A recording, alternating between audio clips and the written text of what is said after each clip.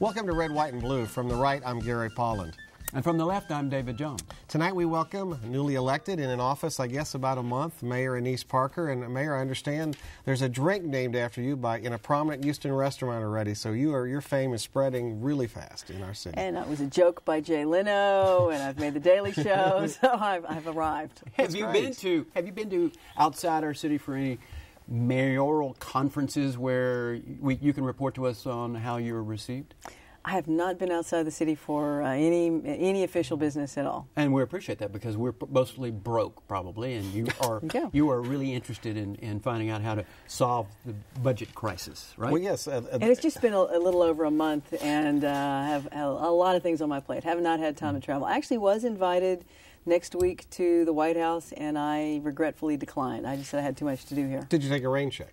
I hope so. Before we talk about the Obama and the Massachusetts disaster that Gary always likes to talk about, when did you know? In your mind, when did you know you were going to be elected mayor? When I started the race. That was a long time. Okay, obviously, I didn't run intending to lose the race. I thought I could be elected mayor, and I also didn't relax until the last vote was counted and my opponent conceded on election night. But there were some significant milestones along the way. When did you think that you might lose?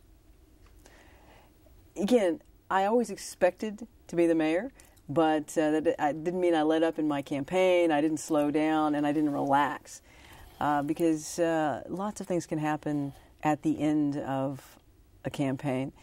We were teasing before the camera started rolling about Texas Conservative Review and winning the votes on the West Side. Very early on, all the campaigns identified that Republican voters had no natural home. You had, particularly in the runoff, you had two established Democratic candidates, but the three front-running candidates in the general election were Democrats. Where would the West Side, as West Side being code for conservative voters, where would they go? And when I began to pick up endorsements from the West Side, that's when I began to gain confidence.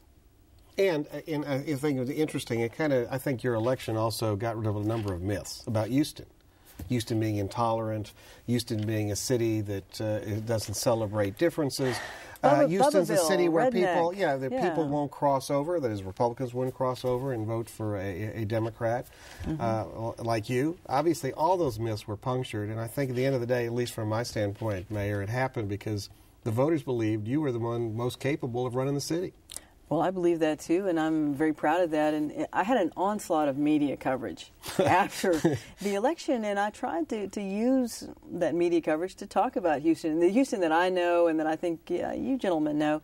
And it's very different from the image that a lot of people had of Houston, and I hope they give us a second look. I hope they come here to visit. I hope they come to do business and contribute to our bottom line. And you're taking over this position at a time of a national economic crisis. I mean, I can imagine that you're going to tell us that Houston is not suffering as well. We've all seen the drops We're suffering. in sales tax off receipts. than most of the other But our big sales cities. tax receipts are down. They have been for a long time. And there's no signs yet this recovery is taking hold. No sign of the recovery coming back, but our sales tax receipts actually stayed pretty good until late in the fall. We had an Ike bump. We were spending insurance money long after the rest of the state was already tanking. So hurricanes are good. I wouldn't say hurricanes are good, but it kept our sales tax. We had to replace things. The rest of the state didn't. We spent our Ike money, and now we're just where everybody else is, down and continuing to drop. So we keep nibbling around the edges of the budget. Remember, I'm coming in the middle of a fiscal year. So what can you do? Taking over the reins of power at City Hall. Slow down spending. Okay, and how are you doing that? So I can't put more money into the system. I have to slow down the spending. We've had a hiring freeze on in the city. We're looking at every opportunity to trim a little bit here, a little bit there. I'm not making major changes. I'm managing to the shortfall. And the opportunity to put my stamp on things will occur when we do the next budget, the 2011 budget, which will start in July. And so how about right now, we understand from the campaign that you had a number of departments that you were taking a serious examination of. The ones that I remember you talking the most about was your housing department, HPD, and Metro. You have a chief of police search going on. So give us kind of a brief progress report on how your examinations of those 3 departments are going. I have a police chief search going on. I have a fire chief search going on. I have a transition team looking at housing, and I have a transition team looking at Metro. In addition, I have 6 other transition teams looking at various aspects of the city. But housing and Metro are the 2 largest transition teams, and they're really doing a soup to nuts overview. I've told them they have to come back to me by the end of February with some policy directives. Do we have a new Metro chairman yet? Mr. Wolf will serve until I name his replacement, and I'm You're interviewing people about that job? No, I'm going to take my time and get the report of my transition team. George Grinius, former city controller and council member, is chairing that effort. He's got 5 subcommittees working with him, and in a range of areas they're going to come back to me with policy directives, and that'll help me to choose what I need in the chairman of Metro. All right, the water rate hike is in the paper this week. Explain what's the problem with the water system that it needs more money, first of all? When Mayor White and I took office together 6 years ago, we discovered that there wasn't much money in the water sewer system, and we refinanced all the debt to take advantage of what was then historically low interest rates, saving millions of dollars. But at the same time, we added the ability, we renamed it the combined utility system from the water sewer system, and we started doing drainage projects out of the combined utility system. But we had a structural imbalance. We set our water rates based on the needs of the water sewer side, and yet we do our spending with this added component of $50 million of drainage coming out, and after 6 years, that's caught up with us. We're spending more money than coming into the system, and we can't do drainage projects out of the water sewer system any longer, and we have to replenish the reserves. What we did started under Mayor White. He did a complete rate study. I suspect saw the rate study, saw what some of the implications were, and kind of left it on the table. I've picked it up, and I don't know what the water rates are going to need to be. We're very early on in the process. We're going to show council what the current rates are, which ratepayers are not paying their actual cost and need to be adjusted, and then we're going to give them a set of options. If the rates are this, these are the projects you can do. At this level, these are the more projects you can add. We have to do public health and safety projects, and so we'll set a rate for public health and safety projects. It'll probably be, I don't know, maybe a 6% increase.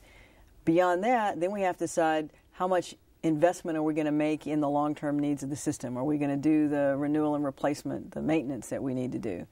And we'll build up to there. Yeah, to clarify, so maintenance, of course, if it needs to be done on a regular basis, we can either do it now or we can defer it. If we defer it, it ends up costing us more in the long run, doesn't it? It does. I'm a big believer in you pay for it now, pay for when it's a little leak instead of when it's a big leak.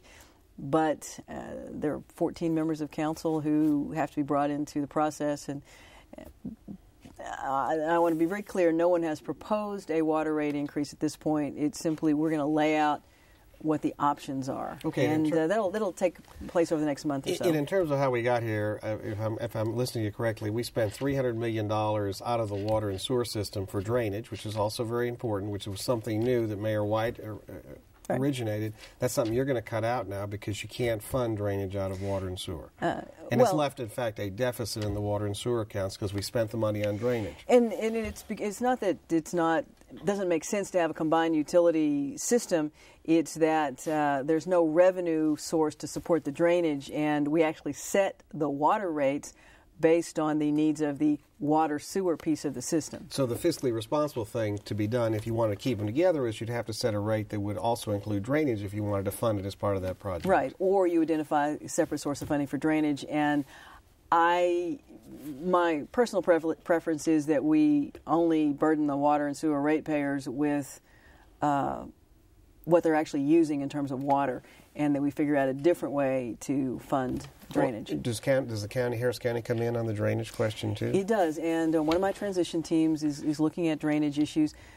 We have a new Councilmember Costello, who is a flooding and drainage expert, and I've created a council committee to shepherd some of this forward too.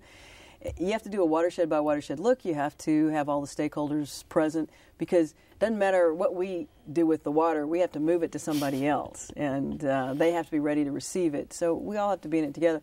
I've spent a lot of time over this last few weeks talking to our regional partners, talking to Harris County, talking to the mayors of the smaller cities, flood control district. We just laying the groundwork for some of these longer-term discussions. You have also in the paper this week a discussion of about a hearing that you attended where the EPA was saying, Houston, you have a problem. Of course, we know that Houston has a problem. We have the smelliest air, one of the worst air qualities in the country. You were saying that we needed to improve by adopting the EPA standard, which would put some pressure on the chemical industry. And well, it was a public hearing. Controlling for ozone. They're trying to set a new standard for ozone at 60 to 70 parts per billion, parts per billion. And, whether it should be 70 or 60, and the science shows that clearly there's a health impact, and the lower the rate is, the less the health impact, the better and the safer it is for all of us. But there is an absolute cost. The interesting thing about the hearing is it was about whether you supported the science on health, not whether you agreed that it was going to be expensive. Everybody in the room, as far as I can see, from the far left environmental folks to the petroleum industry, agrees that it's going to be expensive. The argument is whether it's worth the cost to do it.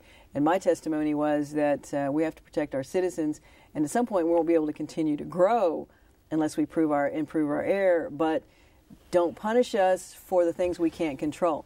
I'll do what I can for the city.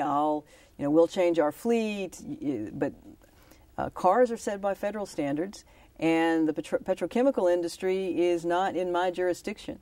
So don't, hammer Houston for not doing things if it has to be done on a regional basis. Well, of course, Houston is going to be hammered by the EPA, as other federal agencies are hammering us. The transportation leader of the national government said Texas today was not a part of high-speed rail. Mr. LaHood, a guy that doesn't like Toyota cars, says that we failed to apply even to... We like our cars to stop when we want them to stop and go when we want them to go. So, I mean, and then we had Rick Perry's Texas Council on Environmentalism, his environmental commission, saying that they too are rejecting the federal ozone standard increase and disapproving of the science that went into it, that was backed by, and that backed the federal standard. So how is it that you overcome these political folks who seem to want to take on the feds all that they can? That's actually a serious challenge, and it's not just in air quality issues or the things that we may divide along partisan lines. We're having a spirited discussion right now about Ike recovery funding. The states decided that Ike money should be distributed based on how high the winds were in your area, not whether you had houses in that area. So there's some sections of rural Texas that are getting a lot of Ike recovery money, but there's no population there. So they're getting a windfall, and the cows are getting benefits. Cows are getting benefits, and we're trying to say, it might be a better idea to look at based on population, based on need, based on some the pro rata share of the costs of recovery, not on where the storm surge and the wind damage was highest. So it sounds like politics has invaded this. You're not disputing that the federal standard might improve the health of people living in this area if we reach it. If we are, you're talking about going back to the EPA issue. No. I actually said in my testimony that I supported the science. I believe the science was correct, but that the federal government needed to be realistic in how it dealt with areas, that we would do whatever was in our power to meet those standards, but it's a state implementation plan. It's a regional, it involves regional coordination, and we saw what happened a few years ago when Mayor White decided to slap nuisance suits on the petrochemical plants that are outside our borders. We're actually working very closely with the ones that are in the Houston jurisdiction, but we can't act unilaterally. So the city of Houston gets the blame, but it doesn't have the responsibility for dealing with it, David. Sounds to me like the mayor would probably like to see someone who maybe once lived in Houston be governor of Texas. Well, she hasn't. I am agnostic on who she's got to work with whoever wins. We have a friendly incumbent rule. There's a ring around the city of Houston, and I won't mess with any races that impact the city of Houston. Don't ask, don't tell is their policy. Right. I think that makes sense. Pension bonds also been in the news. Bill King, who's a one-time candidate for mayor. We've talked about pension bonds before. Yes. It's out there. Do we have a problem with pension bonds in the city of Houston? No, we have a pension problem. Okay. Pension bonds is not necessarily the problem. Pension bonds, long-term debt of the city. Pension obligations, long-term debt of the city. It's which pocket do you want to pay it out of? The problem is that we have a serious underfunding in our pension system, and you either have to change the pension system or pump a bunch of money into it. And we have a bigger problem in that it is not entirely within the city's control. If I were the head of a major corporation, I would be making decisions on the pension. It might be something I negotiate with my union, but I would be making these decisions. What we have is an independent pension board that, if we can't agree, can go back to Austin, and we get trumped. So you mean by the legislature? By the legislature. Does the legislature give you funding to help for those decisions they help make? No. But we do have meet and confer, and we try to do what we can to keep it down here, but we don't have it entirely within our power to fix. It's a similar problem to the one we just discussed. So is that going to cause long-term problems for the city of Houston's financial health? We have 3 different pension systems. The police pension is marginal, but okay. I don't have to worry about the police pension right now. Fire and municipal are... It's not that we're not paying the benefits owed to our retirees. We're talking 30 years down the line. We're fine now. It's the future, and something's got to give. Right now, the fire pension is asking for 29% of payroll to go to the retirees. That's not any way to function. That's just, it breaks your back. The city can't afford it. The city can't afford it. No money. And, if I'm paying all that money to the retirees, I cannot pay the active employees who are actually providing the services. So their pay would have to be cut to fund it that way. At some point. Or laid off, or, something has to give. Tough decisions. All tough decisions. We have a district attorney, Pat Lycos, has instituted a new policy where she's going to refuse to prosecute as felonies trace amounts of cocaine.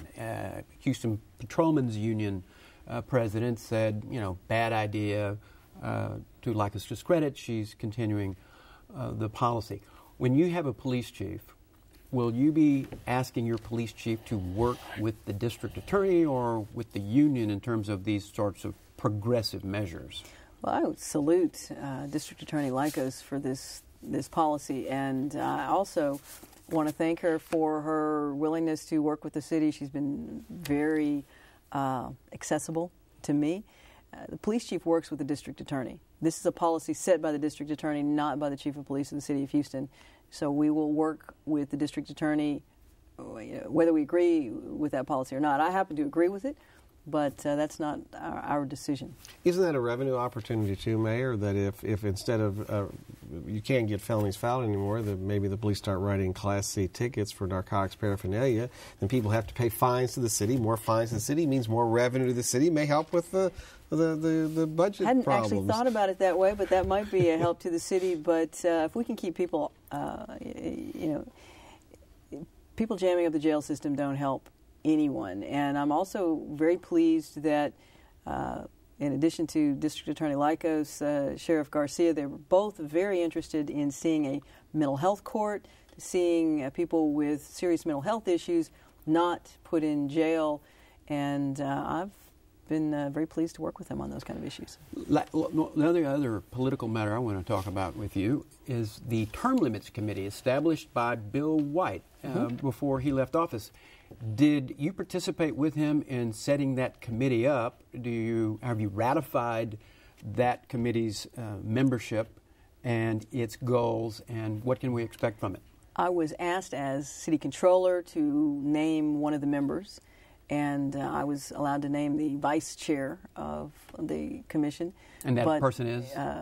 Claudia Williamson. The chair is Arthur Schechter. Each council member named a member. I have, there's nothing to ratify. It was done completely under the White administration. They were told to come back sometime this summer, I believe in June, with a set of recommendations. They've had, I know, an organizing meeting, and they'll have at least 3 public hearings. But it's a good idea, isn't it, Mayor, to have a complete review of term limits, given the damage that's been done to Houston's democracy by having all these people looking. No, they're all looking for another office in their second term. I do not. There's support, no long. There's no long I don't term. support term limits, but I don't know if I would say that there's been a huge amount of damage done.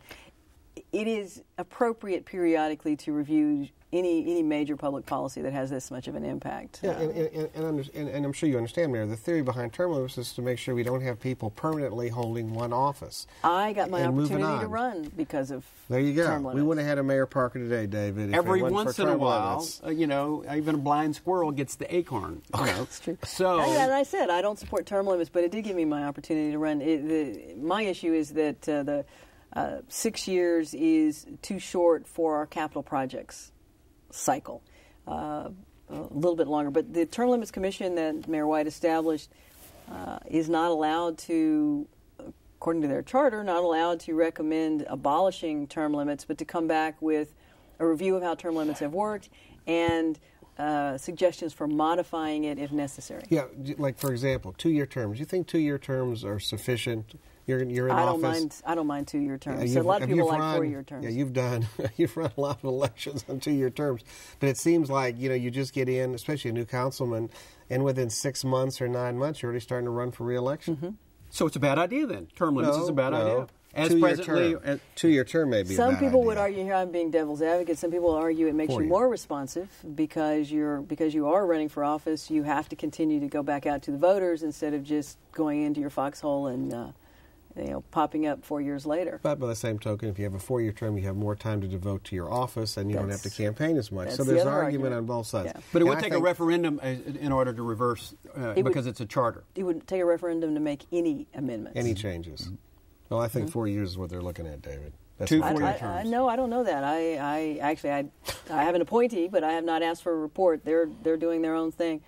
My preference would be more 2-year terms or 2 4-year terms. But I think 10 years is a little more reasonable than 6, again, given our project cycle. So, for example, you think it's appropriate for an executive officer, a politician should serve in an elected office for 14 years, one office? He's talking about Rick Perry now. Just because I'm an example, because that's what it would be. I mean, it's a fair question. 14 years, that's a long time. It's a long time. I think you get to a point of diminishing returns after a while. And it doesn't matter who it is. It's not about Rick Perry. Who it is, and it makes it very... And an incumbent politician has the advantages. They're very hard to knock off. Mayor, we don't have a lot of time, so tell us, how bad is it for the city of Houston, its people now, dealing with this recession and the job losses and the loss of income? We ought to be giving thanks every day that we live in the greater Houston area. We are better off financially than any other region in the country. And the oil and gas industry, which is still 50% of our economy, is one of the things that buffered us against the recession that really dragged the rest of the country down. We didn't have a housing bubble. We didn't have a housing collapse. There were some benefits to being here. That doesn't mean we aren't suffering. We're not experiencing more and more job loss. But it's really going to be the strength of the oil and gas economy that brings us back. I noticed that we had 400,000 kids served by the Houston Food Bank.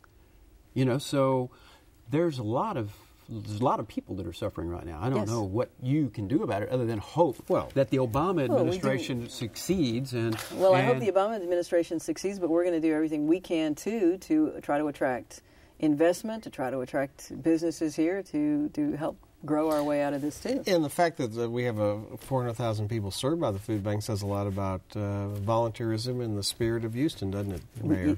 It does. We actually have a great corporate community here and a lot of very civic-minded individuals.